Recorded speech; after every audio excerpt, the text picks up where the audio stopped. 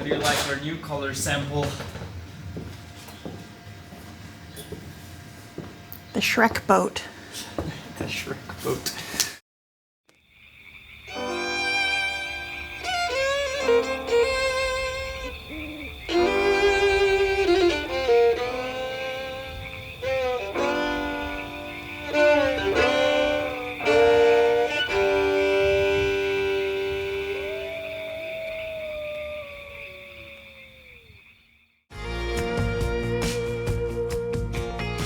Hello everybody, welcome back. Sun's out, epoxy's out. Yeah, it's a beautiful day as you can see, and we're starting with a new mission. Last week we worked on the interior, this week instead we work on the exterior.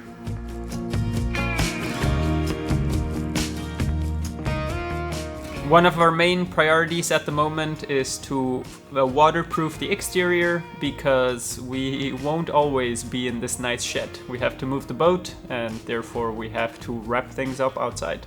The cabin sides were made of solid Port Orford cedar planks, and before we fiberglass them we will soak them in penetrating epoxy.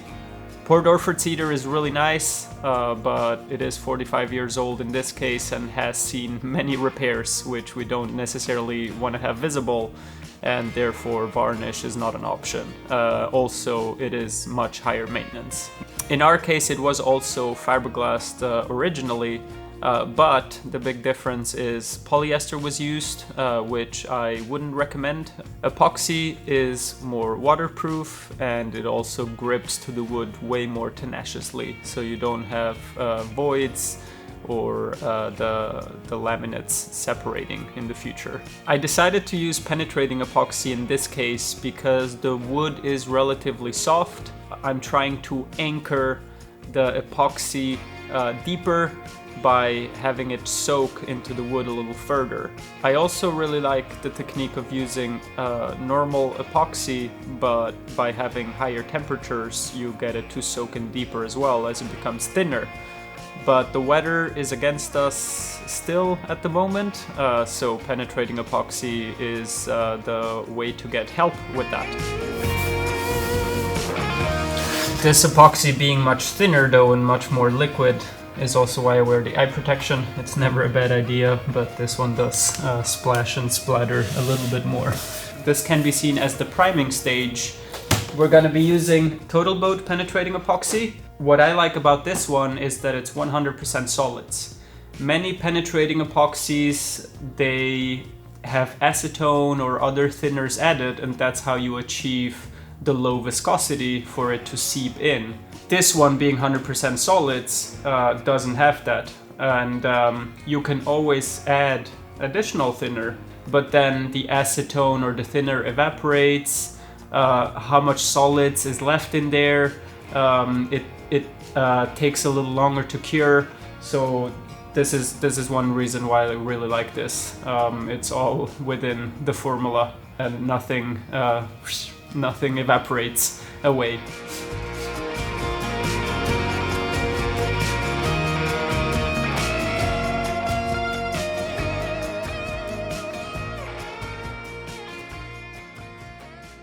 So penetrating epoxy has been applied and it has cured. I have done 2 rounds and I am proceeding now, and the next thing is fairing compound, and I'm doing so again within the open curing window chemically, so to speak.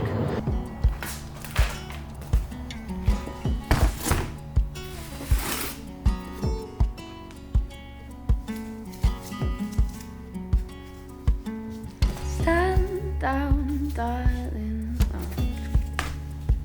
we've come too far this time.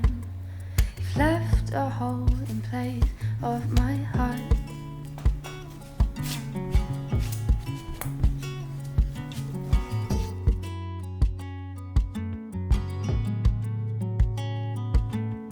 Time will tell us. Will we fall in love again, or is this the end?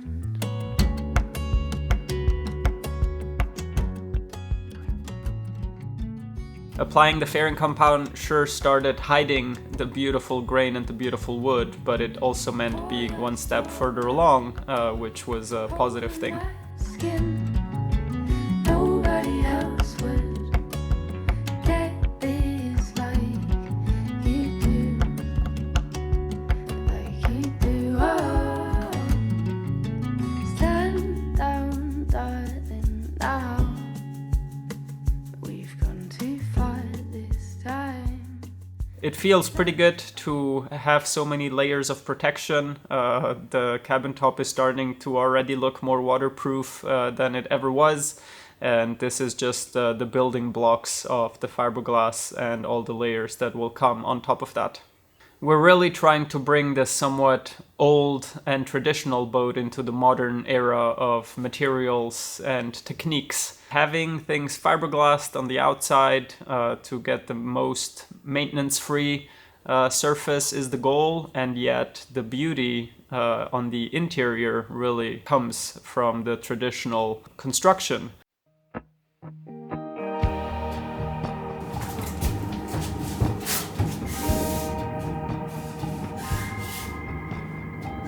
While the fairing compound was curing, I turned my attention back to the inside.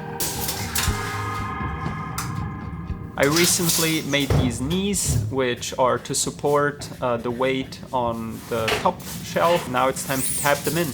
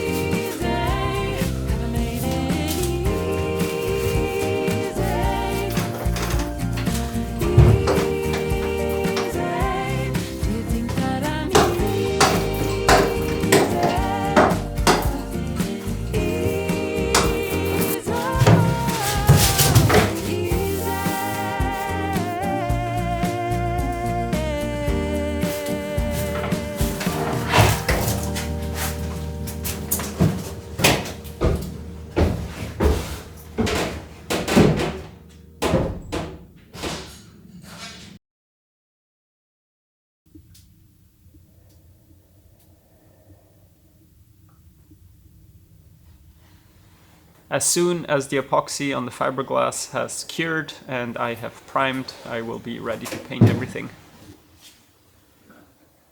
The Shrek boat. The Shrek boat. No, don't worry people, we would never do this. This is the fairing compound, super happy how it went. The consistency couldn't be better. It's total fair, total boat, total fair. And yeah, it works beautifully, gives enough working time. One thing that I didn't film is after I apply it, I come back after about an hour or so, and then you can still compress it a little bit. So wherever there's peaks or things like around the portholes, I like squished it in place a little nicer, so that's just a little bit of sanding saved there. In a couple of days I will sand it all smooth.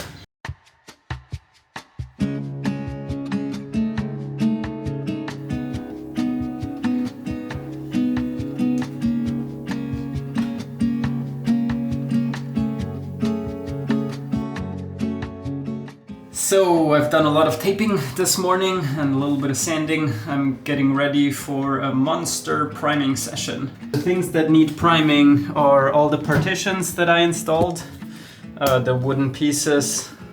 Sorry about the light. So that one, these that make the fridge, this one that is for the sink cabinet, and then in the salon I also have the tops that I have glued in place, but the surface needs to be primed. Cabin sides, same with this top, and also the glass that I've added underneath. The part that makes me slightly nervous is that we have the beautiful paint on the bulkheads already, so I'll have to be working very carefully. I'll try not to have too much build up on the brush. I don't have to get it done, but it's just nice when you mix primer and you can do it all in one go. So I'm gonna mix a pretty big batch and see how far it goes.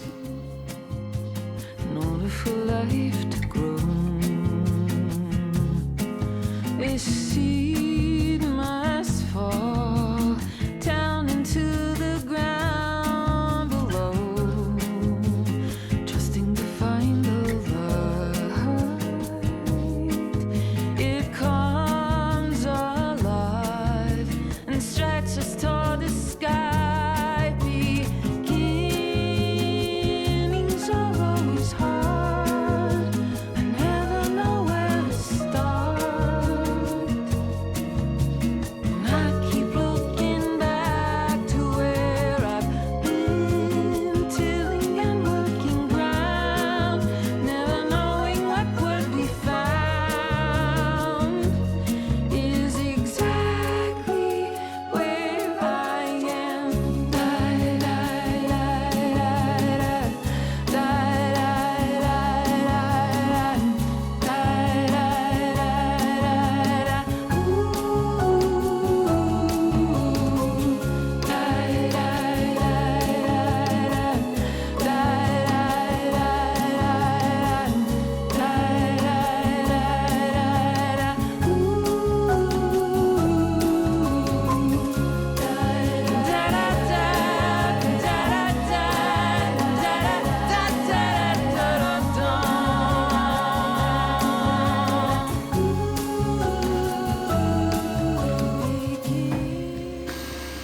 Welcome back. Now it's been 2 days of priming. This is the backrest on port. This is the inside. It was just bare wood, so I'm making quick decisions now. Yep, it's gonna get painted and not clear coated. Those are the 3 bottoms of the quarter berth seat, quarter berth, and the footrest. We got an entire stack of plywood shelves. One is the chart table seat, and yeah, the 3 shelves that Maya made. And then the rest is up on the boat. So the first is the piece of new deck. That one is primed on the underside. And then turning around here, the inside of the fridge is primed.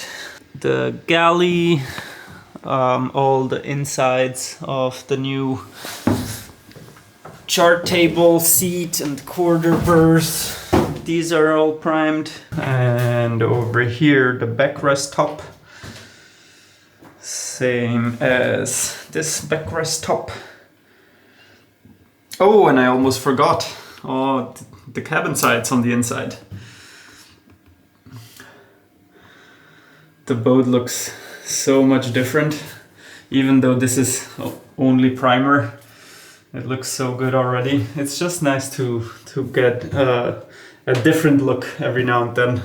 So, of course, the task after a monster priming session is a monster sanding session. It's really the sanding that creates more work than the priming. Yeah, today I shall put on my music. Let's see how far I get.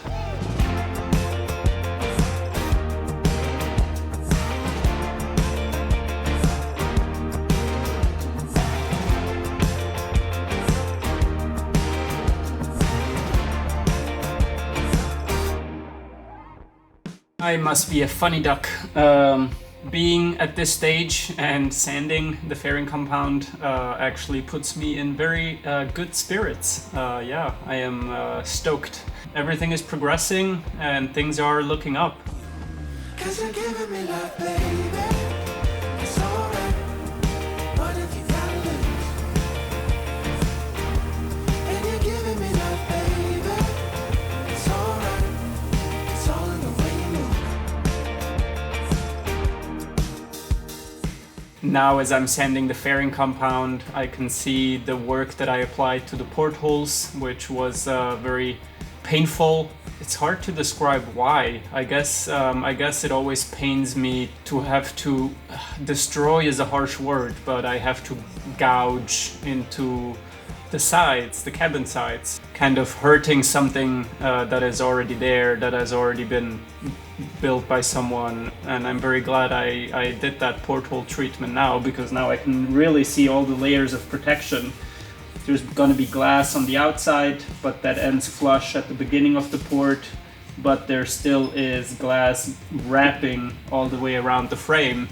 That is done now, and I'm very happy about it. So now I'm gonna tackle a new one, which I have left until now.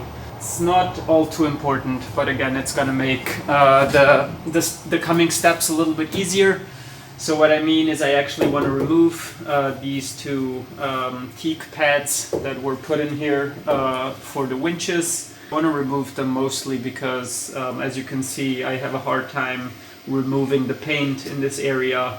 So it's actually easier if I just remove them. First I thought I'd fiberglass over them and I'm done with it. But it's going to make glassing over the deck so much easier. And now that everything is 95% prepared, this seems like the time to tackle this. It's just, yeah, gonna be a little bit extra, and it's really easy to bed them again afterwards in the perfect location. But when you have the really big list with, you have to do the entire cabin top, and then this seems like a really small priority on the list. But now that everything is tackled, I'm gonna do it.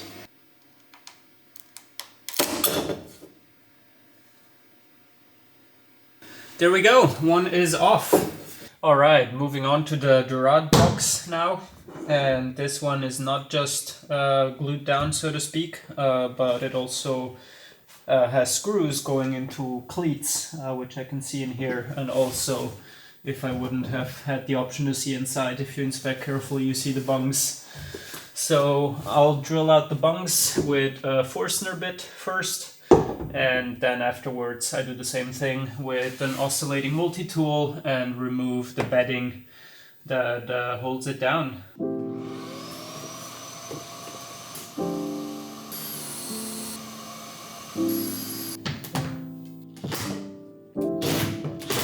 There we go, screws are out. Now oscillating multi-tool.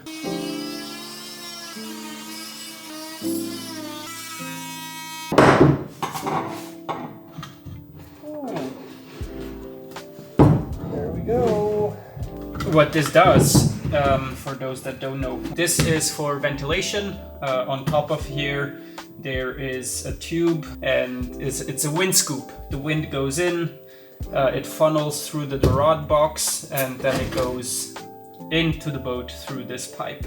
Why such a construction for it? Well, that is in case of if instead of air a wave goes into the cowl, then the water doesn't go into the boat, because this hole where the air goes in and this hole where the air goes into the boat are offset, and there is a partition in between.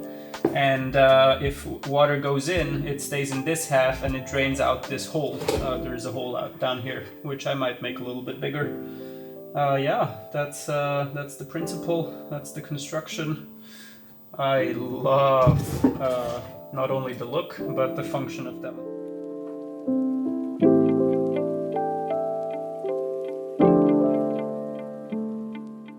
Now on the port side, there's only one thing left to do. I'm gonna take the router to it again with a round over bit, and then I'm gonna glass over the perimeter of plywood to protect the plywood in case there is leaks in the future.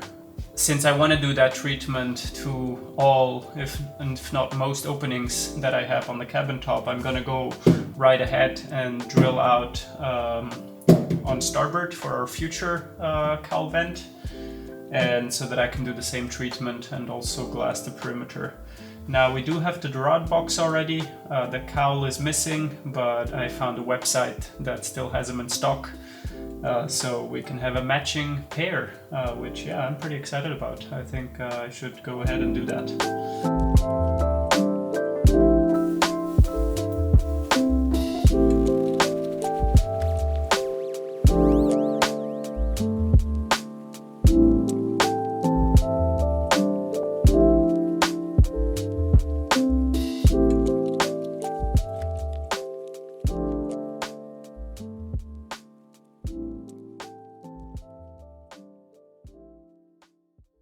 So the cabin sides are now faired.